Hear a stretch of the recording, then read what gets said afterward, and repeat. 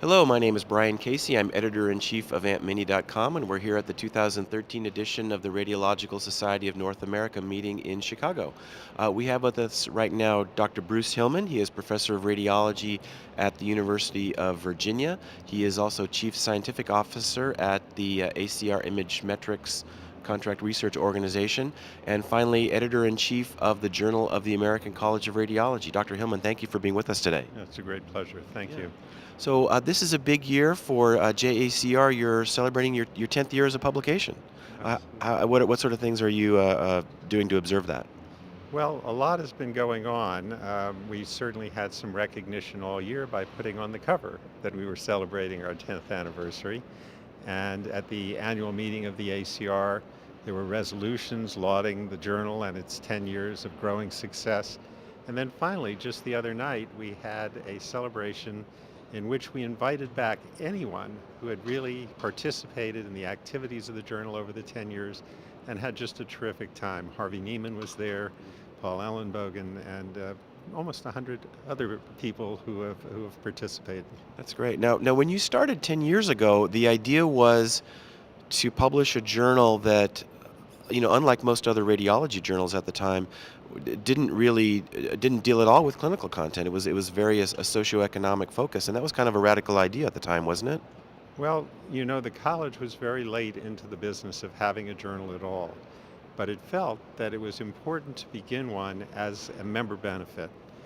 And when we looked around, when we looked at the landscape, it was very clear that there were over 100 journals in the English language, if you count peer-reviewed and non-peer-reviewed, that were publishing clinical research and clinical reviews.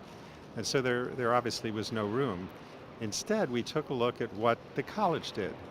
And we saw health services research and policy, we saw management, we saw clinical practice and education, and we've stayed true to those themes throughout the 10 years. What's happened is remarkable. At the start, of course, I had to recruit every single article. I went to meetings, I would go to the stage, and I'd stand there patiently till I could get the ear of the speaker, and I'd get them to supply some content. Now, almost everything we publish crosses the transom as submission. It goes through peer review, and it's just been very, very successful. Well, and radiology has really changed in those 10 years from a big focus on clinical topics to one where the economic issues are really paramount. I think we've had a role in that there is a place to publish new and valuable work in these areas has encouraged authors to undertake health services research as a career and management as a career and to write about it. Now, you're also involved with Image Metrics. Can you talk a little bit about what Image Metrics is and what sort of work you've been doing lately? Right. ACR Image Metrics is a imaging contract research organization that I can attribute its birth to ACRIN, the American College of Radiology Imaging Network. I founded ACRIN. I was its initial principal investigator and chair beginning in 1999 and ending in 2007.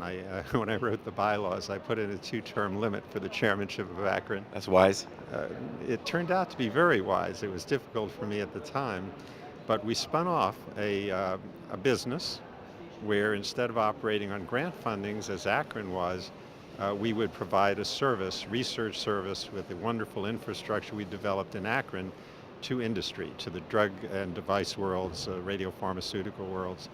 And the business is growing.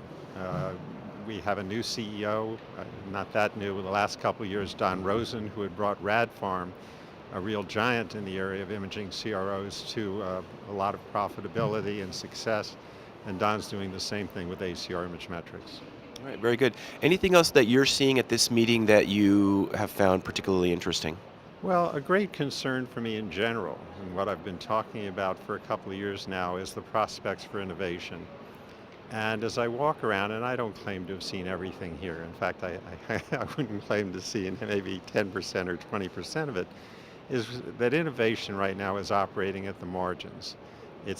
We're not seeing the sort of big saltatory leaps of a new CT or a new MRI or a new PET, something entirely different than what we've had before. And molecular imaging is occurring much more slowly if we look at its infiltration into clinical practice, much more slowly than I think anyone could have imagined. So I have great fears for innovation. That is what has taken radiology out of the dank, ill-lit basement to, to a really a very highly respected specialty in medicine.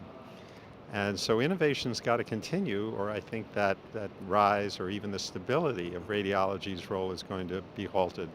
Now, is that happening because of the economic pressure?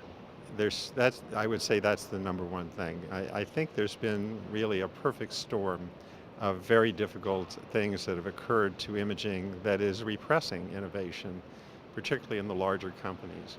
So if you think about it, the decrease in reimbursement that occurred in 2005 and again in 2010, the DRA and the Affordable Care Act, if you look at the worldwide recession, which happened to be hitting at exactly the same time, and how tight money has been for innovation, that's a contributor.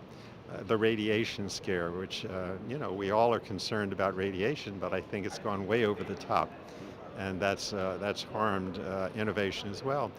And if you look, not so much at the developing countries where business is building, but the United States, which is still by far the largest territory for sales for the major equipment vendors, this is as old a stock of high-tech imaging as we've ever seen in this country.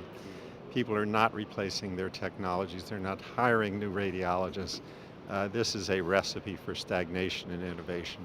Are, are we? Is this a temporary phenomenon? Are we at the bottom of a trough in the cycle, or is this kind of the new normal in radiology? No, I don't think it's necessarily the new normal, and I think there are some things that we can do about it. I really feel that there's an imperative for rank and file radiologists to understand research better and understand why research and innovation are so important to their careers into the future. And there is an almost, in my mind, almost anti-intellectual philosophy that pervades radiology. There's a resentment in some places of what researchers are and what researchers do. And that's what I think really has to change if innovation is going to continue. Very good. Well, let's hope so. Well, thank you for being with us today. Wonderful. Thanks very much. All right, signing off for AntMini.com. My name is Brian Casey.